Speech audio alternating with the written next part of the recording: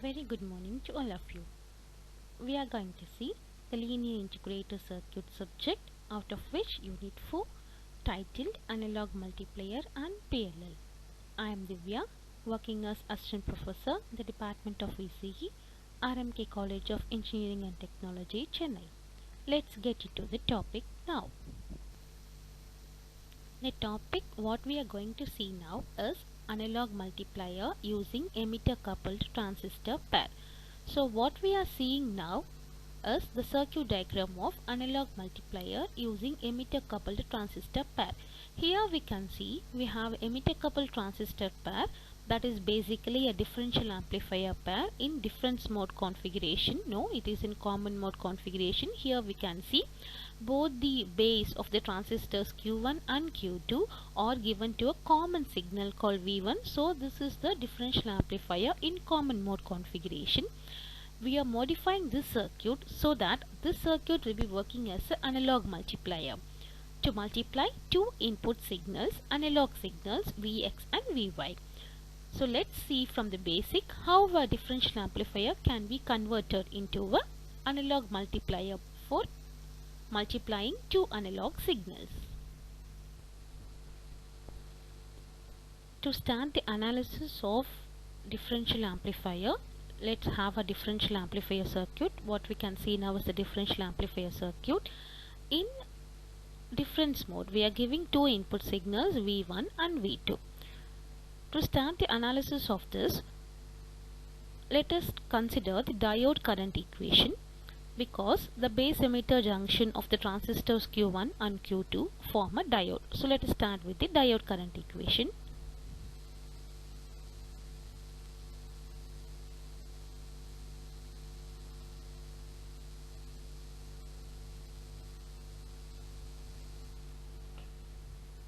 The diode current equation says diode current ID is equal to Is into e power Vd by eta into Vt minus of 1. This is the diode current equation. Id is the diode current, Is is the saturation current, Vd is the diode voltage, Vt is the thermal voltage, and eta depends upon the type of the material used to manufacture the diode.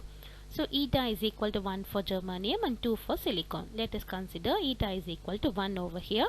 So this equation can be written as Id is equal to Is into e power Vd by Vt minus of 1.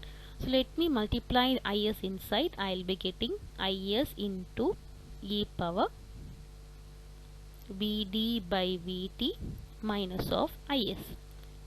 Since Is is very small in value, let me rewrite this equation by omitting the value of Is over there. So Id is equal to Is into e power Vd by Vt. This is what I got for the diode current Id. So now let us consider this equation and include that in our differential amplifier equation.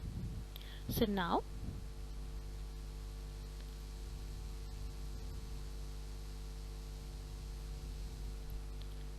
let me consider the current that is flowing here as IE1. Let me consider the current that is flowing here as IE2. The current that is flowing here as the total current IEE. Current flowing here on the collector is called as IC2. Similarly, current flowing here we call it as IC1. So now you can see the total current IEE is equal to sum of IE1 and IE2. So let us rewrite that.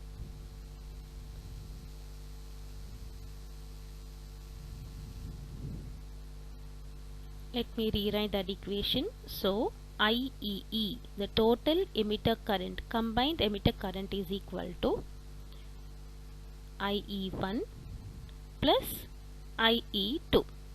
We also know that the collector current is approximately equal to the emitter current.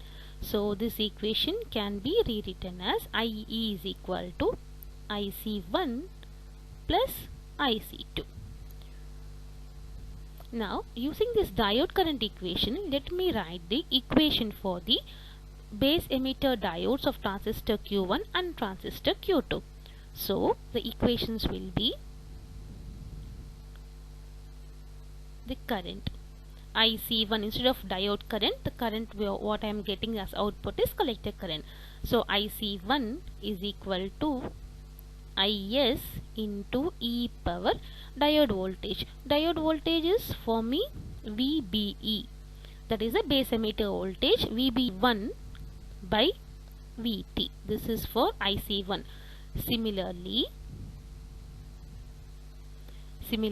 the current IC2 is equal to same IS into e power diode voltage. For this is, let me have it as VBE2 divided by VT. Now I got current equations for the base transistors Q1. IC1 is equal to IS into e power VBE1 by VT. IC2 is equal to IS into e power VBE2 by VT. So now let me take this equation. Let me rewrite that equation again. IEE is equal to IC1 plus IC2. Now let me divide this equation. Dividing this equation by IC1. So what I get is IEE divided by IC1 is equal to 1 plus IC2 by IC1. So 1 plus IC2 value is e power VBE2 by VT divided by IC1 value is IS e power VBE1 by VT. So this IS and this IS will cancelled.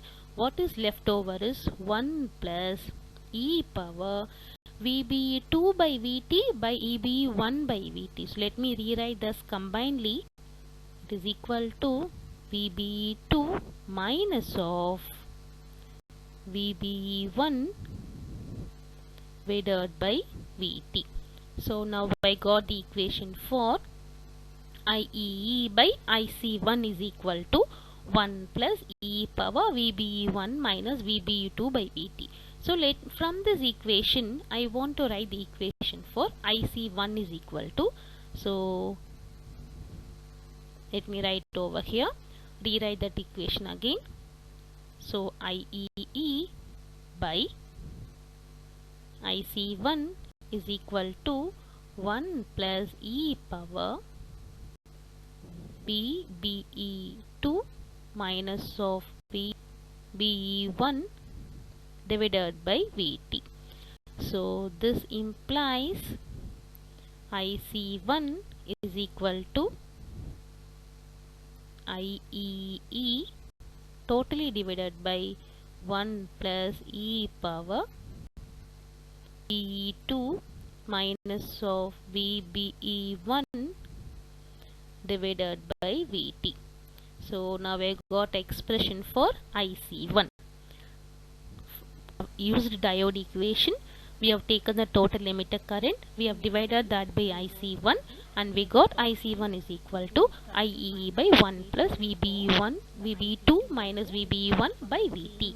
Total emitter current equation, IEE is equal to IC1 plus IC2. Previously we have divided this equation by IC1. Now let us divide this equation by IC2. So what we will get is IEE by IC2 is equal to IC1 by IC2 plus 1. Let us substitute the value of IC1 and IC2. What we will get is IEE by IC2 is equal to 1 plus IC1 value is IS e power VB1 by VT divided by IC2 value is IS e power VBE2 by VT. So this IS and this IS will get cancelled. What is left with me is 1 plus e power VBE1 by VT divided by e power VB2 by VT. So when I write it combinedly, I get 1 plus e power VBE1 minus of VB2 by VT. Now this is IE by IC2 is equal to, when we rewrite this, I will get IC2 is equal to IEE divided by 1 plus e power VB1 minus of VB2 divided by VT. Already we got IC1 is equal to IEE divided by 1 plus e power VB2 minus of VB1 divided by VT. We got these two expressions for the output currents IC1 and IC2. Now the output, what we are going to take now is the difference between the two output currents, which means del IC is equal to IC1 minus of IC2. So let us substitute the values over here. I will be getting IEE divided by 1 plus e power VB2 minus of VB1 divided by VT minus of IC2 value is IEE totally divided by 1 plus e power VBE1 minus of VBE2 divided by VT. This is what, from this I can take IEE common. Then I have to rewrite some values here. You can see here both the transistors Q1 and Q2 are fed with the same input voltage V1. So the voltage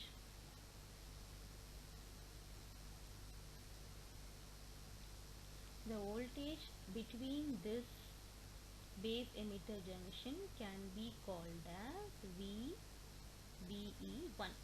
The voltage between these two is called as VBE2. Now always this is plus, this is minus, this is plus, this is minus. So when we write the KVL equation for this, I will be getting V1 is equal to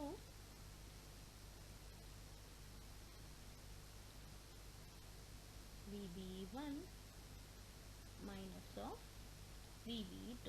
So wherever I have VB1 minus of VB2, I can rewrite it as V1. So in the previous equation, we have taken del IC is equal to, let me take IEE common from that. I have 1 divided by 1 plus e power, what I have is VB2 minus of VB1. So I can write it as minus of V1 by VT. Then minus of 1 by 1 plus e power, I have VB1 minus of VB2, so I can write it as V1 by V2.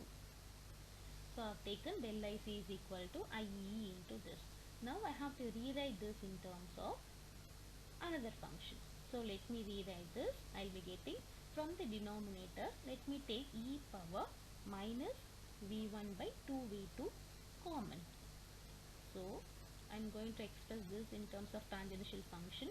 So 1 divided by, let me take e power minus V1 by 2VT common, e power minus of V1 by 2VT. Let me take it as common. So I will be getting here e power v1 by 2 vt minus of e power minus v1 by 2 vt.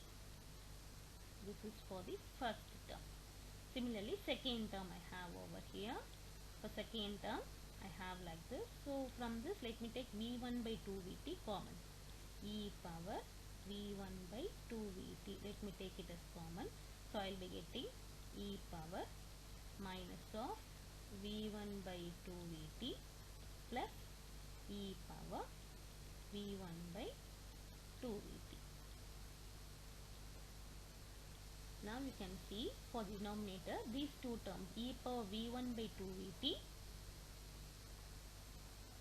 sorry this is plus e power minus v1 by 2 vt is common. So let me take it out. I will be getting here IEE divided by e power minus v1 by 2 vt plus e power v1 by 2 vt. I am taking it as common.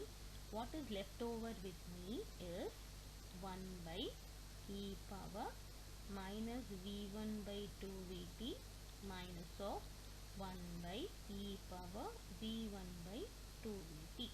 So let me take this term to the numerator. What I will be getting is IEE divided by this term will be there as such. So e power v1 by 2 vt plus e power minus v1 by 2 vt. I am just repositioning this just for simplicity. When we take this term's numerator, I will be getting e power v1 by 2 vt. When I take this term over up, I will be getting e power minus v1 by 2 vt. So I have e power x minus e power minus x by e power x plus e power minus x. So what this is equal to? This is equal to tan hx. So I can write IEE into tan h. My x value is v1 by 2 vt. So I got here del IC is equal to IEE into tan h of v1 by 2 vt. This is what we got over here. We got the difference in output current is equal to IE into tan h of v1 by 2 vt. So why we are saying this means instead of IEE, if it is equal to some other term, something representing another voltage, then definitely this circuit can work as an analog multiplier. Let me rewrite the equation again. I got IEE into tan h of v1 by 2 vt.